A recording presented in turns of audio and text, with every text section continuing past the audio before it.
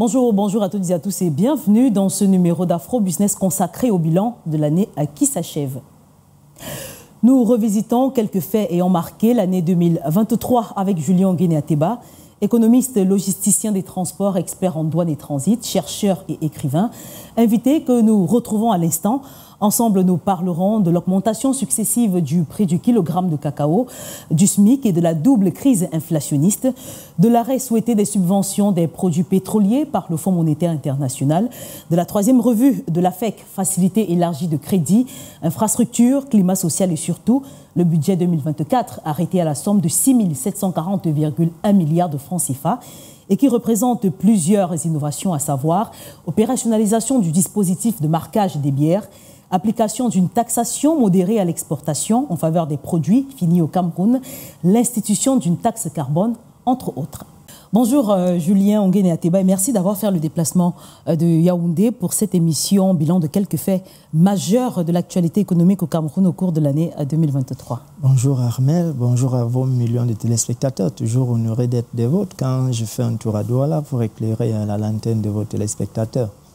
Alors nous commençons justement par des sujets qui vont toucher principalement les populations, notamment la hausse du prix du kilogramme de cacao. On a eu 5 hausses au cours de ces derniers mois pour la seule année 2023, entre les mois de septembre et les mois de décembre. Une grande satisfaction pour les producteurs de cacao, mais une grosse inquiétude pour vous, et vous parlez d'un déficit d'intelligence agricole.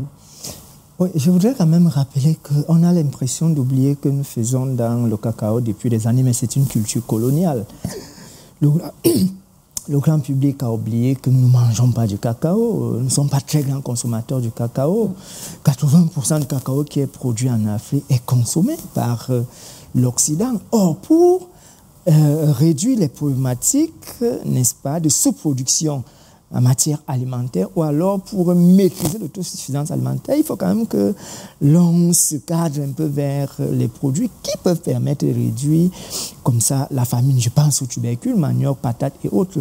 Vous savez, aujourd'hui, quand vous observez les statistiques en matière de production agricole, on se rend compte que le manioc produit plus à l'hectare par rapport au cacao, la patate et autres. Il faudrait quand même qu'on arrive à des cultures qui vont quand même permettre à l'Afrique, n'est-ce pas, d'exporter également, pourquoi pas, la farine de manioc, la farine de patate, d'igname et autres. C'est vers là, en réalité, qu'on doit se tourner. Parce que le challenge aujourd'hui, c'est d'éviter de rester toujours price taker. Parce que les prix qui augmentent, en réalité, ce sont des prix qui sont fixés par la bourse de New York et par le marché boursier de Londres. Donc, en réalité, à mon sens, nous travaillons pour les autres. La chaîne de valeur de la production du cacao intègre, n'est-ce pas, la création des emplois, la création des revenus, et tous ces activités sont exportées vers l'Occident, et c'est l'Occident qui tire profit. Alors, puisque nous sommes à l'ère de l'industrialisation, ne pensez-vous pas que le cacao, qui a quand même atteint un prix record de 2200 et peut-être plus au Cameroun au cours de ces dernières semaines, ne pensez-vous pas que cela peut être justement générateur de revenus si on venait réellement à pratiquer l'industrialisation? Ça veut dire la transformation et la création d'emplois. Justement, Armel, sur le plan microéconomique et macroéconomique, cette analyse est trompeuse. Parce que le cacao, même à 5 000 francs CFA le kilogramme, ne pourra pas permettre à l'agriculture camerounaise de décoller. Et quand vous observez, n'est-ce pas, la SND 30 et avant le DSE, ce n'était pas la priorité des autorités camerounaises. Ça, c'est le lieu de le dire. Je voudrais quand même rappeler que pour transformer, il y a tout un ensemble de mécanismes, les équipements et autres. Il faut former, il y a tout ce qui est exigeant au niveau de la chaîne de valeur de la transformation. Il y a beaucoup d'exigences, ça, il faut le dire. Mais autre chose qu'il faut quand même comprendre, c'est que sur le plan microéconomique, vous pouvez vendre le cacao à 2500 francs le kilogramme. Vous le transformez même et vous le vendez même à 3000 francs CFA. Mais à la fin, ce que le consommateur camerounais ne comprend pas, c'est que le kilogramme de cacao qui est vendu à 2500 francs CFA, il sera victime, n'est-ce pas, de l'achat des biens qui sont importés. Il faut importer le poisson, il va acheter ce poisson, Et nous connaissons la crise inflationniste qui est actuellement au niveau du Cameroun. Il faut acheter le sucre. Nous connaissons la crise inflationniste qui est au niveau du sucre. Il faut acheter du pain. Nous connaissons la crise inflationniste qui est au niveau... Le manioc même que nous produisons en quantité très insuffisante.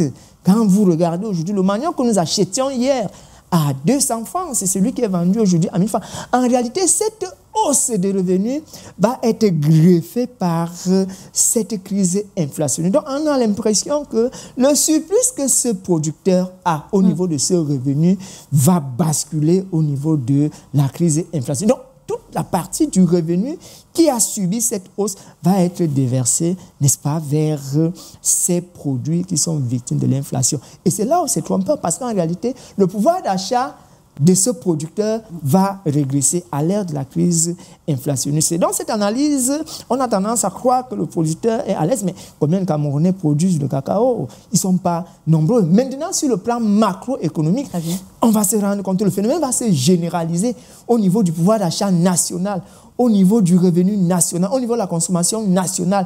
Et par conséquent, l'ensemble des agrégats macroéconomiques, inflation, revenu national, consommation nationale, n'est-ce pas, sera victime de ce revenu que j'appelle le revenu trompeur, en réalité.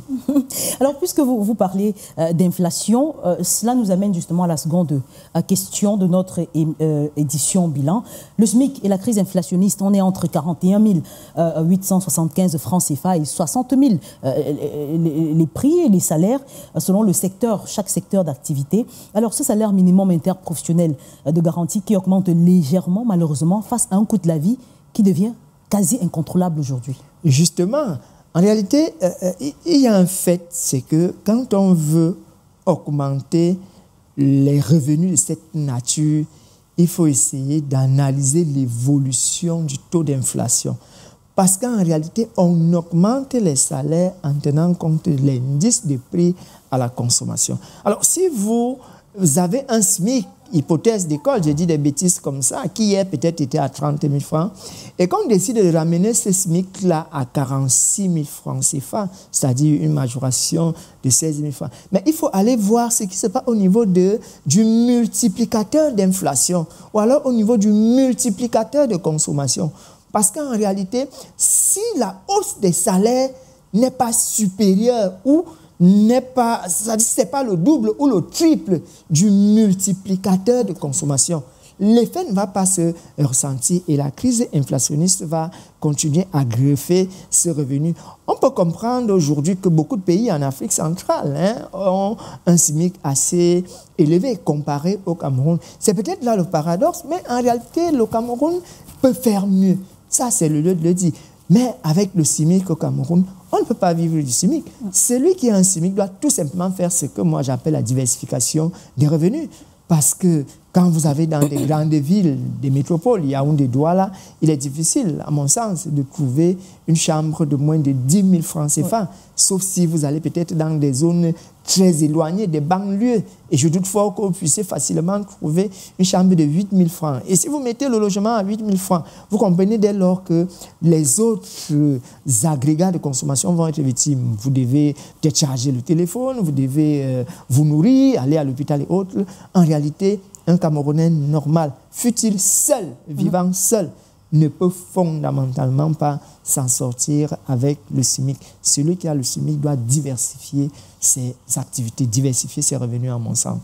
Et à ce niveau, docteur, il y a forcément des propositions que vous faites par rapport au SMIC, parce que je m'arrête là-dessus, ça concerne quand même le niveau de vie du citoyen camerounais. Qu'est-ce qu'il faut faire? Alors, il faut comprendre une chose, c'est que le citoyen camerounais doit penser de manière futuriste. Penser de manière futuriste, c'est quoi?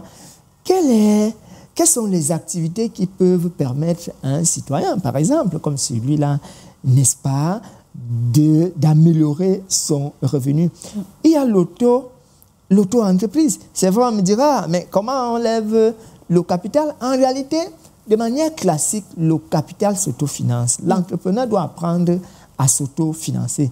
Ça, c'est une finalité. L'autre finalité, il faut le savoir, c'est que on peut arriver à une option où on se lance dans ce que j'appelle une double employabilité. Ça veut dire en réalité que celui qui a le SMIC, il peut s'accorder, par exemple, avec son employeur, à mon sens, de travailler, par exemple, j'ai dit des bêtises comme ça, je ne sais pas moi, de 8h à 16h, et maintenant, il reprend peut-être le service de 20h à 6h du matin pour essayer de limiter les dégâts. Voilà un peu un modèle qu'on peut explorer à côté du modèle entrepreneurial. Sinon, avec le SMIC, vous vivez seul, vous ne pouvez pas vous en sortir, à mon sens.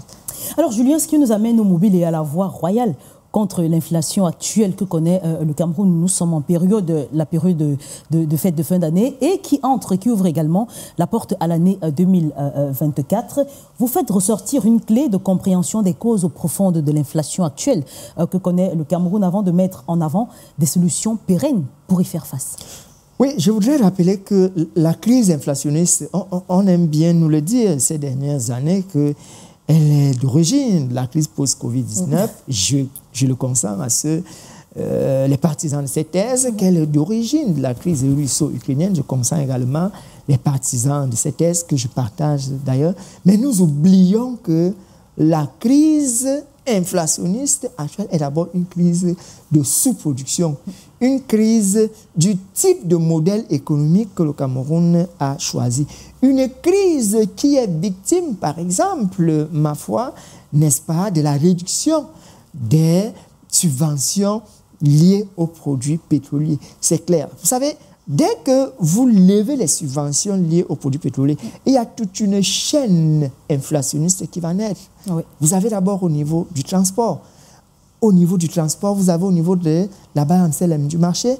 Au niveau de la baille en CLM du marché, vous avez le bentikiner. En réalité, tous les acteurs qui sont dans la chaîne de distribution et d'acheminement du produit que le ménage voudrait avoir, par exemple, sur sa table. Tous ces acteurs-là vont indexer, n'est-ce pas, une marge de manœuvre liée à l'inflation parce qu'ils voudraient quand même rentabiliser en termes de coûts de production ou alors de coûts de transaction. C'est ça le débat. Donc, il y a cette crise de sous-production qu'il faut combattre parce qu'il ne faut pas se leurrer et rester. Il se dit, voilà, ce ne sont que les crises exogènes, les externalités négatives qui ont entraîné, n'est-ce pas, la crise inflationniste. Et il y a également les problématiques endogènes. Et ces problématiques-là doivent être regardées à toutes les dimensions. Parce qu'aujourd'hui, nous sommes victimes de la crise de sous-production. Comment nous produisons ce que nous consommons? Le chef de l'État l'a dit il y a quelques années. Produisons ce que nous consommons, n'est-ce pas? Et consommons ce que nous produisons. Mais ce n'est pas le cas. Nous importons davantage, Dès qu'il y a un choc exogène, les produits que nous importons sont également victimes de la crise inflationniste. Et dès qu'il y a crise inflationniste, la chaîne de l'inflation va partir, n'est-ce pas, du fournisseur en amont vers le ménage à la maison. Et généralement, ce sont les ménages qui souffrent les plus lorsqu'il y a crise inflationniste. On saute et on passe à un autre sujet avec l'annonce dans le budget 2024 qui a été faite par le Premier ministre, le paiement des aérés de salaires des fonctionnaires camerounais qui avoisinent les 200 milliards de francs CFA avec 96 milliards à un secteur bien précis du corps enseignant. Justement, à mon sens, vous savez, j'ai commis un article il y a quelques mois où je préconisais que le Cameroun peut tout simplement subir ce qu'on appelle un coup d'opportunité. Il suffit de lancer un emprunt obligataire et qu'on solde la dette du personnel, n'est-ce pas, des enseignants du secteur secondaire. En fait, ce sont des risques qu'il faut prendre à un certain moment. Vous savez, aujourd'hui, le Cameroun n'arrive pas déjà à financer la plupart de ses investissements par les budgets propres, par des fonds propres. C'est-à-dire quand on a un budget dans le cadre d'une infrastructure, pour la plupart du temps, on s'endette. C'est tout le problème. Ça veut dire la faiblesse, n'est-ce pas, de notre ressource, notre incapacité à mobiliser les ressources nécessaires pour pouvoir faire face à une dette. Et je voudrais quand même rappeler que à ce jour, la dette du Cameroun, peut-être vous préparez une question à la suite ici, la dette du Cameroun s'élève à près de 12 500 milliards de francs CFA. Mais ce qui est projeté pour 2024 dans le paiement de la dette, c'est à peu près 1200 milliards de francs CFA seulement que le Cameroun est prêt à gérer dans le cadre du service de la dette. C'est très insuffisant. C'est pour vous démontrer à quel point notre budget est très faible pour pouvoir résister à certaines exigences. Vous comprenez dès lors qu'en l'état, un budget comme celui-là n'est pas un budget très réaliste, mais c'est un budget qui nous permet, n'est-ce pas, de stabiliser certains chocs. Parce qu'en réalité, pour pouvoir résister à la construction ou à la mise en place d'un projet d'une envergure nationale, on est toujours dans l'obligation de s'endetter. Et ça pose la problématique du budget. C'est vrai aujourd'hui, il faut le dire, la dette du Cameroun est encore, respecte encore les critères de convergence, n'est-ce pas, de la CEMAC. Mais il n'en demeure pas moins vrai qu'il y a encore matière à débat, mon sang. Alors, on va parler aujourd'hui des impôts parce que forcément, vous avez parlé de l'arrêt de la subvention des produits pétroliers tel que voulu par le Fonds monétaire international, les institutions de Bretton Woods, mais avec des impôts un peu plus élevés sur le terrain au Cameroun. Ne court-on pas le risque d'aller vers une crise sociale quand on connaît le niveau de vie des Camerounais actuellement? Vous savez, il y a deux manières d'observer la fiscalité. Il y a ce qu'on appelle techniquement l'optimisation fiscale et ce qu'on appelle l'élargissement de l'assiette fiscale. L'optimisation de l'assiette fiscale subodore que l'État a mis en place un cadre réglementaire pour prélever les droits et taxes. Mais ce n'est pas fait de manière, disons-le, objective. Ça veut dire que l'État ne met pas assez de moyens pour aller chercher les lois fiscales, les ressources que l'État s'est fixées et qui sont inscrits dans les lois de finances, dans le Code général des impôts. Généralement, pour y arriver, on met en place des mesures draconiennes pour pouvoir y arriver. Maintenant, c'est bien différent de l'élargissement de l'assiette fiscale. Et dans l'élargissement de l'assiette fiscale, généralement, on crée de nouvelles taxes.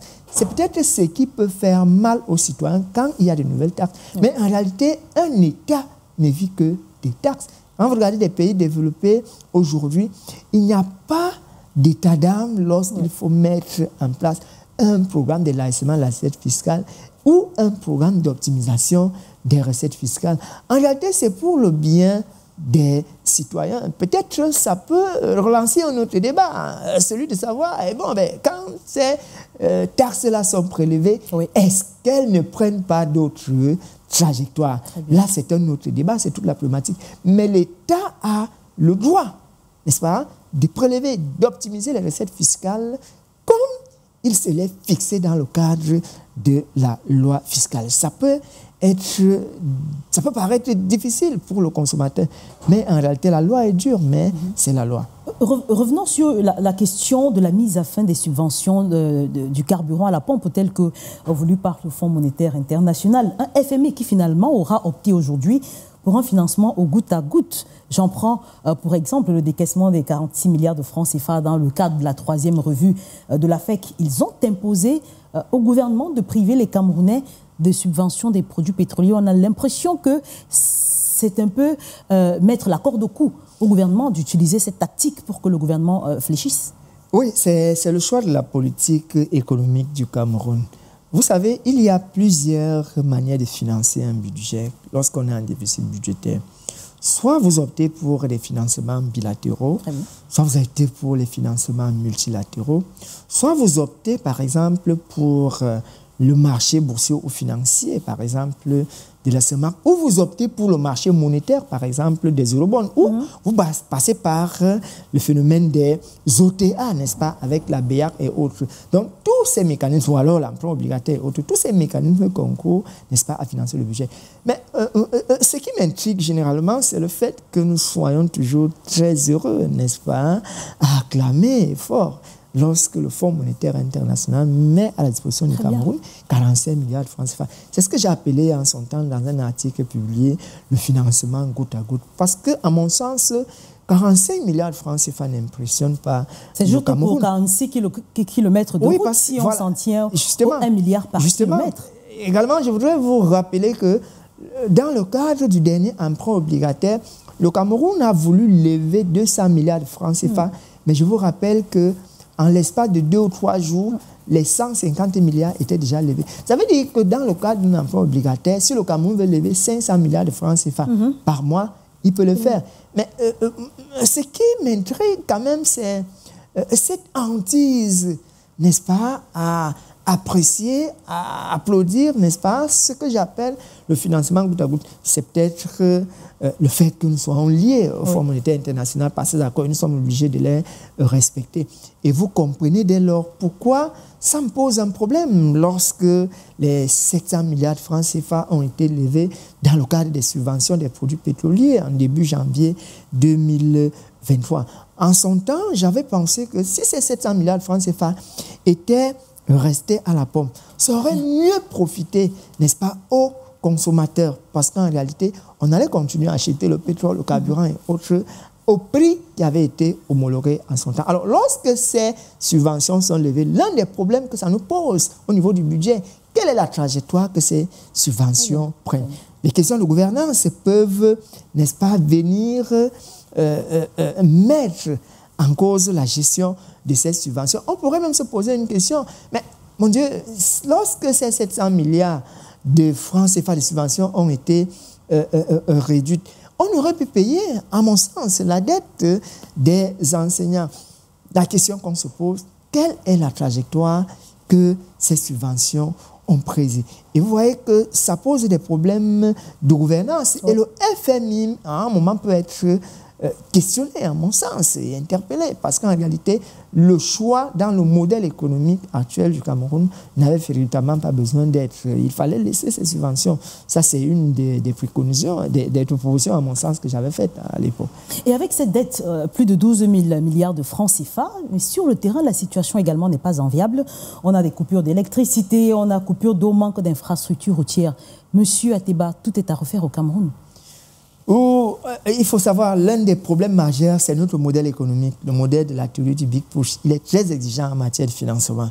Et vous savez, tout ce que le Cameroun veut faire dans le cadre des projets structurants, le Cameroun ne le fait pas par ses fonds propres. Le Cameroun ne le fait pas par son budget propre. Et ça peut poser un problème. Et ça relance l'endettement. C'est vrai, aujourd'hui, nous sommes encore au niveau, nous respectons encore les critères de convergence de la CEVA, nous sommes à près de 47,3%, n'est-ce pas, du PIB.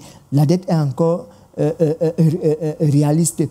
On peut même aller à 100% du PIB. Oui. Mais le problème aujourd'hui, c'est les questions de gouvernance au niveau du Cameroun. Et ces questions de gouvernance, autant pour moi, font en sorte qu'on ait des craintes à aller à 100%. Parce que le Cameroun lui-même a des craintes à aller à 100%. Je voudrais quand même vous rappeler qu'on peut monter dans l'histoire, peut-être il y a 20-30 ans, on n'a pas vu la dette du Cameroun aller à près de 100% de son PIB. Ça veut dire que les autorités publiques eux-mêmes ont la crainte de pousser l'endettement à ce niveau, connaissant les questions de gouvernance, connaissant la difficulté à rembourser, parce que notre budget est assez faible. Pour 2024, je le disais, c'est à peu près 17% qui seront réservés pour la gestion du service de la dette.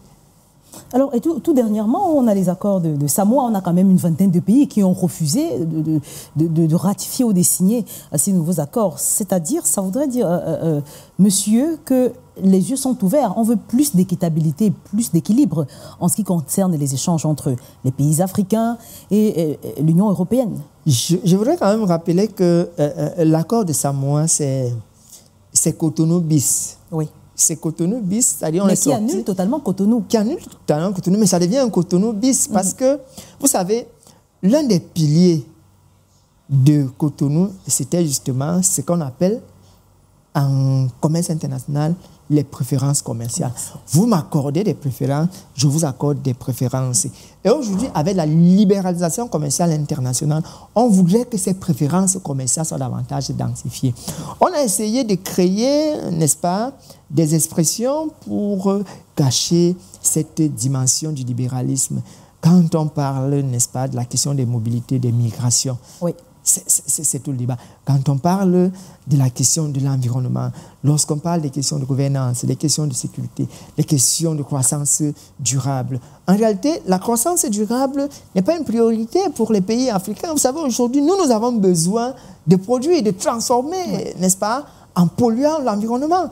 Parce qu'en réalité, c'est ceux qui ont plus pollué l'environnement, qui sont intéressés par la croissance durable. Comment on va se développer, nous, Africains, en préservant l'environnement? Les termes qui ont été inscrits dans le cadre de ces accords qui vont entrer en vigueur le 1er janvier 2024, ce sont des termes qui sont très intéressants, n'est-ce pas, qui peuvent booster, densifier, stimuler les échanges, n'est-ce pas, commerciaux. Mais en réalité, il reste un problème. C'est quand même 79 pays ACP qui échangent avec 27 pays de l'Union européenne. Le débat, c'est nous échangeons quoi? Quelle est la nature des produits échangés en termes, n'est-ce pas, de capital humain, des mobilités, migration et autres? Nous échangeons quoi? Lorsqu'on parle de croissance durable, oui, nous avons besoin, n'est-ce pas, qu'on nous appuie pour les questions de gouvernance, que nous soyons appuyés pour les questions de sécurité, sûreté et autres, les droits de l'homme. Oui, nous avons besoin. Mais en réalité, eux, ils sont déjà très loin. Et nous avons besoin de faire notre chemin. Donc, à mon sens, dans le fond, dans la forme, c'est bien toutes les problématiques qui ont été balisées, mais dans le fond, en réalité, l'implémentation, sachant que les pays africains ont fondamentalement des problèmes de gouvernance, des problèmes liés à la sécurité, aux droits de l'homme, et ce sera là tout le défi. Alors, je vais vous laisser partir, mais puisque nous entrons très fortement dans l'année 2024, vous avez probablement une vision économique pour le Cameroun et pour l'Afrique en général. J'y vois un Cameroun qui devrait, à mon sens, primo, stabiliser l'inflation. Parce que la loi de finances 2024 fait des projections pour une inflation à 4,3%, parce que l'inflation moyenne en 2023 aussi autour de 6%. Ça veut dire que les Camerounais ne mangent pas à leur faim. Donc, ce sera le premier défi, le challenge de l'inflation. L'autre défi, ce sera quand même le challenge, à mon sens, de voir ce que j'appelle les évidences être résolues. Vous savez, j'entrais à Douala ce matin, je voyais un peu ces salles partout. À Yaoundé, vous voyez des nids de poules, vous voyez des poubelles partout. La poubelle, c'est une richesse, c'est une matière première. Donc, voilà quand même des défis sur lesquels on peut s'appuyer pour permettre à Yaoundé, au Cameroun, permettre aux populations de vivre sain, de bien manger, de manger à leur faim. Donc, c'est tout ça. Si le panier de la ménagère, à mon sens, n'est pas satisfaisant, on ne peut pas construire les autoroutes. Si un ménage n'arrive pas à se soigner, on ne peut pas construire les autoroutes. Si un ménage n'arrive pas à envoyer son enfant à l'école, on ne peut pas construire les autoroutes. Donc, en réalité, il y a des préalables, il y a des priorités, il y a des évidences qui méritent d'être résolues avant de songer à la construction des grandes infrastructures, des autoroutes, des ponts, des écoles et autres, à mon sens. Merci à vous, Julien Onguéné-Ateba, d'avoir fait ce court round-up, malheureusement, mais très enrichissant de l'actualité économique de l'année 2023. Je vous en prie, merci de l'honneur que vous me faites chaque fois que je fais un tour à Douala. J'espère toujours être des vôtres la prochaine fois quand je serai invité. Je vous souhaite une très belle année en rappelant que vous êtes économiste, logisticien des transports, expert en douane et transit. Vous êtes également chercheur et écrivain. C'est ça. Et c'est la fin de ce numéro bilan d'Afro Business. Merci à vous de nous avoir suivis. Je vous invite à revoir cet épisode sur nos différentes plateformes de réseaux sociaux, sur Facebook, sur Twitter, sur LinkedIn ou encore sur Instagram. Vous pouvez aussi vous connecter sur le canal 792 du bouquet Star Times ou au numéro 325 du bouquet Canal+. Je vous souhaite une très belle année 2024 et à très vite sur Dash.